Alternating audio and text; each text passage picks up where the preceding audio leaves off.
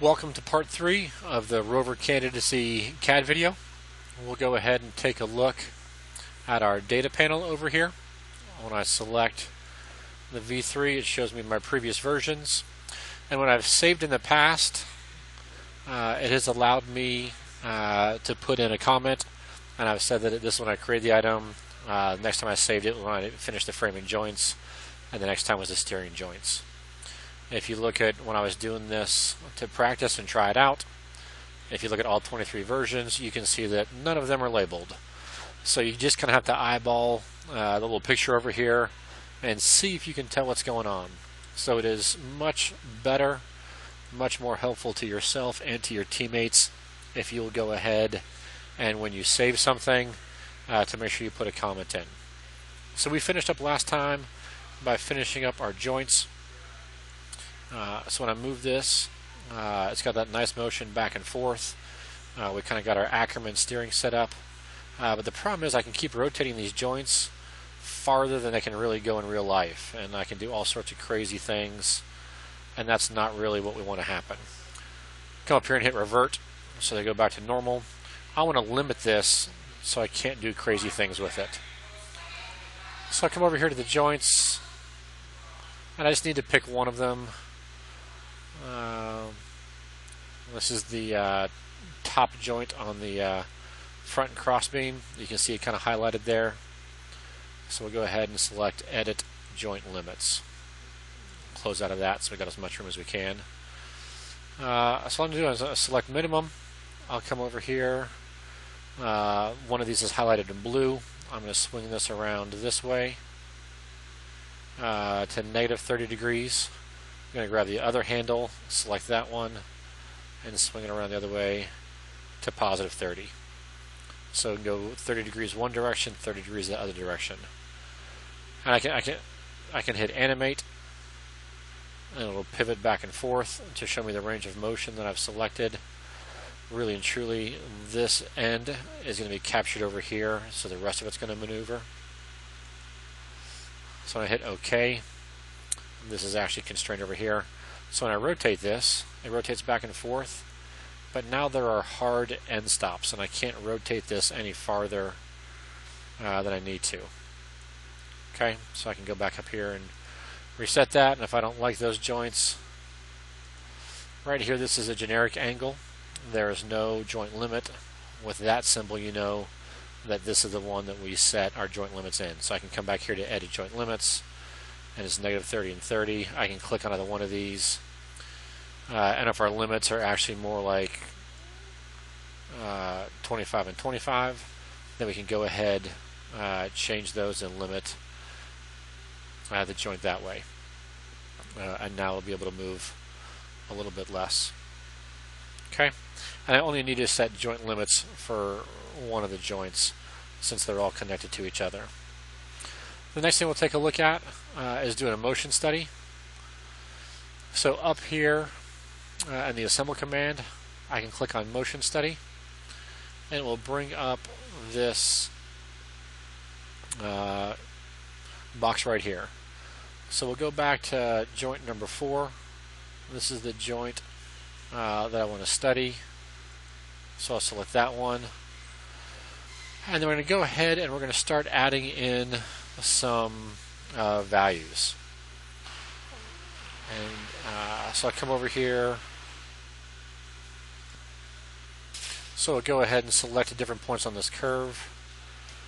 At this point at 20 degrees, I'll put in an angle of negative 25. That's one limit that we had, and we'll call this step 20. We'll put that in over here at 40.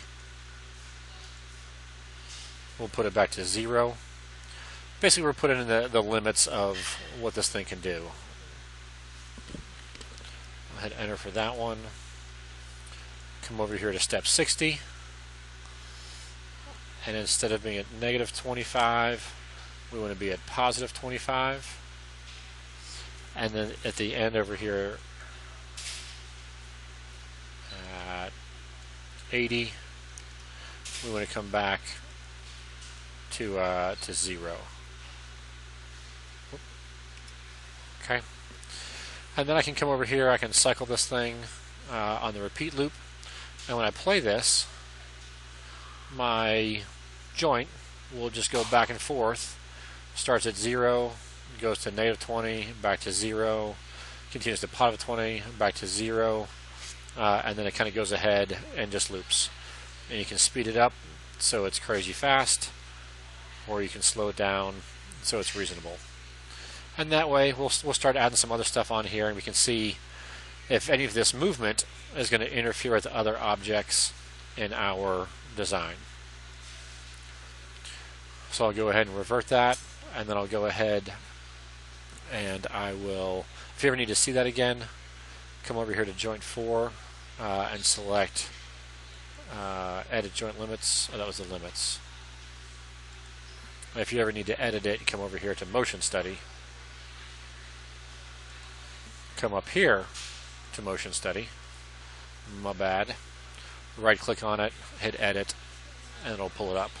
And that way, if you need to, you can go ahead and play your motion study, put it on repeat, and you can see it. Okay, so your motion study is up here, right click and edit it, and you can play it. Okay, so that's where you can find the motion study. We'll go ahead and revert that. Next thing we want to do, let's go ahead and put some wheels on our rover. We'll go ahead and just design these in place. Once again, to keep our timeline neat and clean, I'm going to do a new component. And I'm going to sketch right on the end of that axle. We'll make our lives easy. Sketch a circle.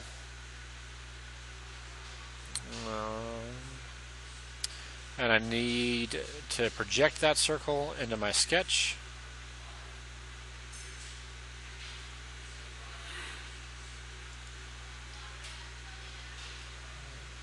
And that's not what I want. Why is it being difficult?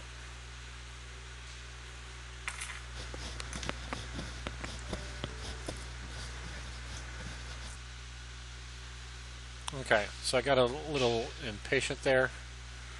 We'll go back. We're still in a component that's activated. I'm going to go ahead and create the sketch right on the end of that. And the problem was that it was just a little bit slow with the internet. It's not always as fast as you want, and sometimes you got to be a little bit patient. So I want this circle to be a part of my sketch.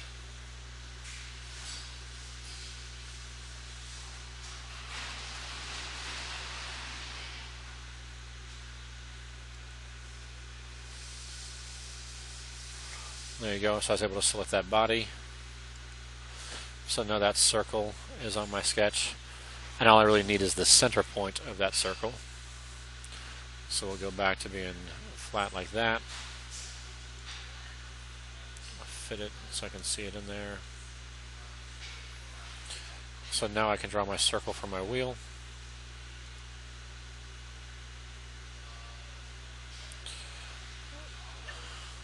For whatever reason, my computer's being really slow.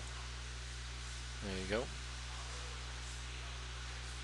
So our wheels are 28 inches. So let's go ahead and put the 28 in there. Hit enter. Stop that sketch. I'll grab the wheel, right click, and press pull. And we'll just say 2.5 inches should be good. So now I've got a wheel on one side of my rover.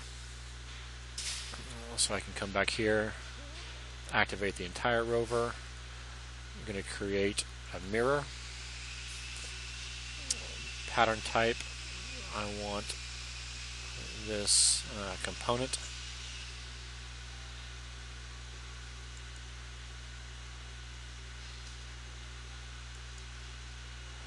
So that's the component I want. Now I need a mirror plane. We'll go right here, the center of our rover. And if everything worked out right, that should be nice and flush right there. That's great. Okay, so I'll fit that back on my screen, hit OK. So I've got component 15 in the first instance and component 15 on the mirror. So let's go ahead and call this left tire, maybe left wheel.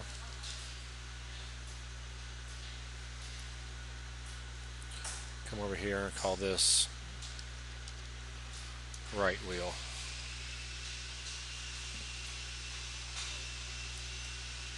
Hit enter. So now I've got some tires on this thing. I'll go ahead and save this. And this is where I talk about the saved names. I'll go ahead and say that I put wheels in there. I also did the motion study, some other things, but I'm not going to do a detailed list of everything I put in there every time. Okay, so I got wheels in there. Let's go ahead and put on a seat. And let's go ahead and let's do something fun. So we'll do another new component. This will be the seat. Let's go ahead and sketch right here on this center plane. It goes down the center axis of our rover. And I'm going to go ahead and draw a line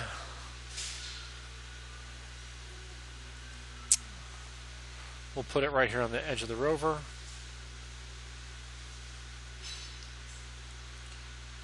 Go right here.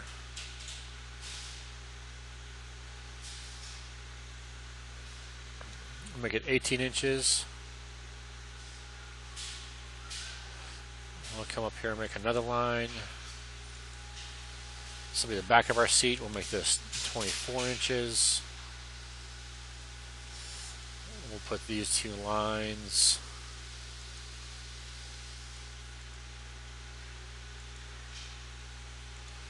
Say to 120 degrees. Kind of move these things out of the way so they're not. And then we'll also come in here and we will put a little fillet in here.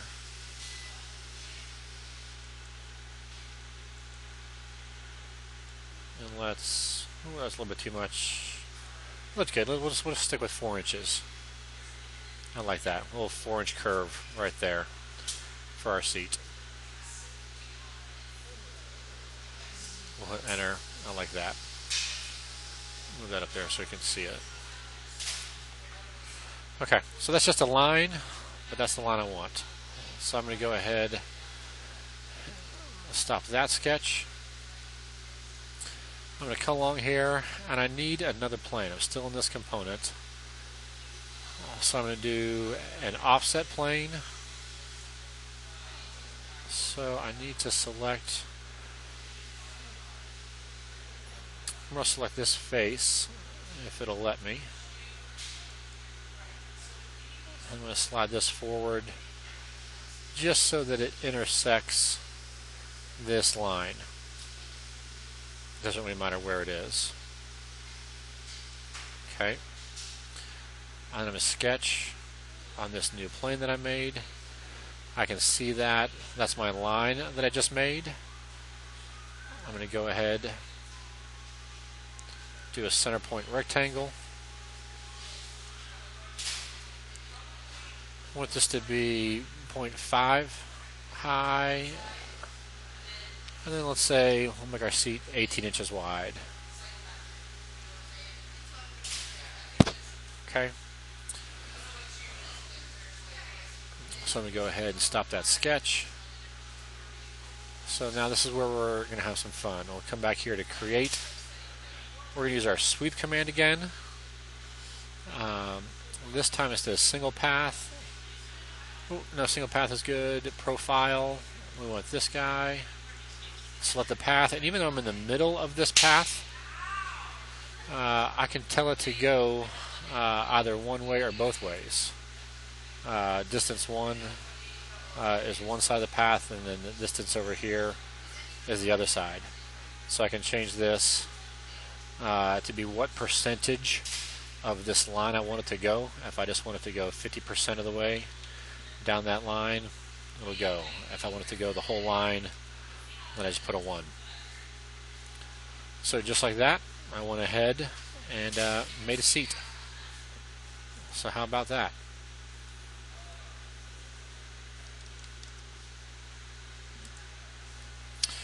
Okay, so this is nice looking bland gray rover.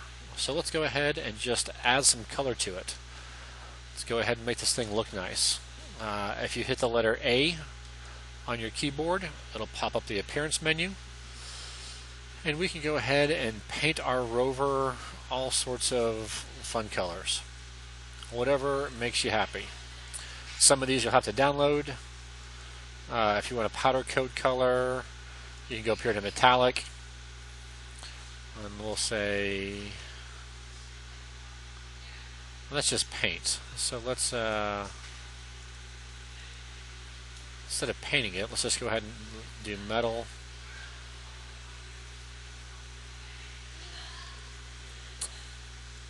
We'll make some nice pretty colors. We'll put a nice aluminum on there, put a anodized red over here, and these colors are going to be base colors that you can see in CAD, but it's not going to show up all fancy unless you render it. So I can come over here and just do paint colors. So we'll do glossy blue on the seat. It's a different shade of blue. We'll make this green. Make the front cross member yellow. So there's a nice paint colors. We got some wood. So we'll go some finished oak for our wheels. Puts the wood grain actually on there. We'll put a cherry color on this wheel. Oh, I don't have that one, so I have to download that one. Give it just a second to download. We'll make that wheel cherry. It's got a different texture than that wheel. We can just go back to, I don't know, whatever you want to. Carbon fiber. Thank you very much. Okay, we'll make our seat carbon fiber. I'm going to change my mind. We'll see about that. So we go into the rendering. We can go ahead and see what that's going to look like. So we'll go back into paint. See if I got a white. Put those as white. With that red.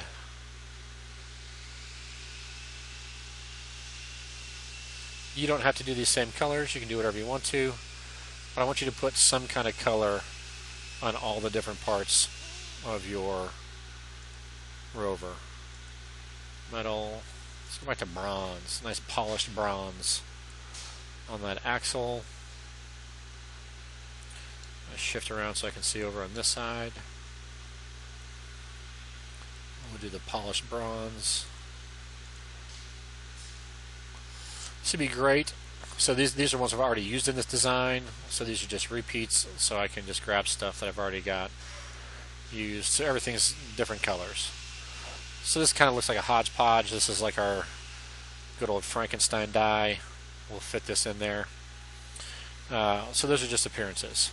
When I made this seat, I did this on purpose. I kind of stuck ooh, there's our carbon fiber. That looks really cool. Okay. Anyway, so I put this seat and I stuck it into the beam. And I kind of did it on purpose so that I can come up here to inspect, and I can come up here to the interference menu. It's going to ask me what I want to select. I'm going to select the entire thing. It asks me if I want to include coincident faces. So when this face is touching this face, do I want to include that or not? And we'll just go ahead and say yes. We'll compute that. And then Fusion is going to go through there, and it's going to highlight all the different times that I've got an interference. So this face touches that face, so it's highlighted. I zoom in, these faces touches those faces, so they're highlighted. So those really aren't problems. These things are all touching, which are okay in CAD, but we know from experience you can't usually put a 1-inch peg into a 1-inch hole. But this one right here is the big interference. Let me cancel out of this and let me go back to the interference, and we'll leave this unchecked, so we're not going to worry about coincident faces. Alright, so I got to select my entire model and then compute, and now there's just one. And it's going to go ahead and tell me the volume of the overlap, and it's going to kind of highlight it in red. I can kind of click on it. It's going to show me which two components. So in real life, we don't want those two components to overlap, so we'd need to go in and fix those. So you can use the interference tool to find areas where things overlap where you may or may not want them to. You can also go ahead and use the interference tool to find your coincident faces where they're touching. Another cool thing we can do is the section analysis.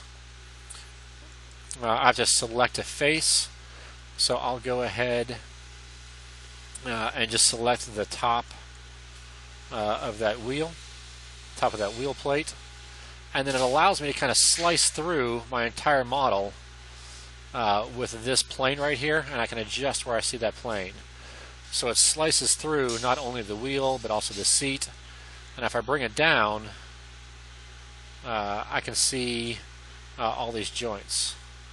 So this is -1, so we'll say -1.2, and I can see the axle going through the wheel. I can see the parts of here, and as I move this up and down, I kind of get that cross-sectional view of what's inside of things. So we'll cancel out of that. I can also do that section analysis and click this front face of this beam, and I can kind of go through this way and cut through my rover that way. You can kind of get an idea of which piece is on top, which piece is in the middle, and then which piece is along the bottom. So this is just another good analysis tool that you can kind of inspect your model. If I say OK, a lot of people think that they're stuck, they can't get rid of it.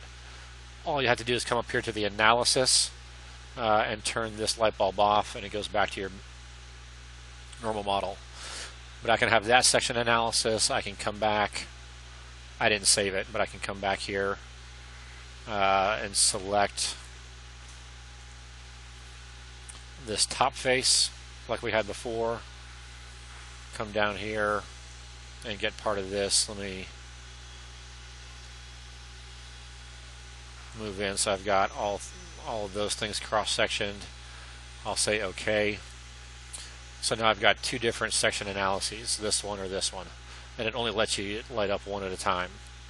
So you can have as many different section analyses as you want to. We'll go ahead and turn those off. So appearance, interference, section analysis. The last one is component color cycle toggling. Come up here to inspect, and I put crazy colors on everything, but if we've done a good job, when I do component color cycle toggling, this seat is this teal color, and it's its own component, so it gets its own color. The right wheel is that golden color, and it's the golden color. So it simply just highlights all of your components by color so that you can find them easier, and you can see which things are components and which things are bodies.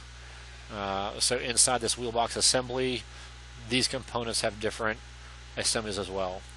So back when our model was just steel colored and everything was gray, it's hard to tell what is different from each other. So let me go ahead and save this, and we'll say finished, or we'll just say what's the last thing we added? We added the seat. So I'll go ahead and save that, and I'll turn off the component cycle toggling, and let me go go back to the model real quick, version 5. Let me go back here to version 4. I'm going to open up version 4. Because if I didn't like all these changes that I made, I can go back to version 4. See how this is all bland gray? Are these things all one component? Are they all separate?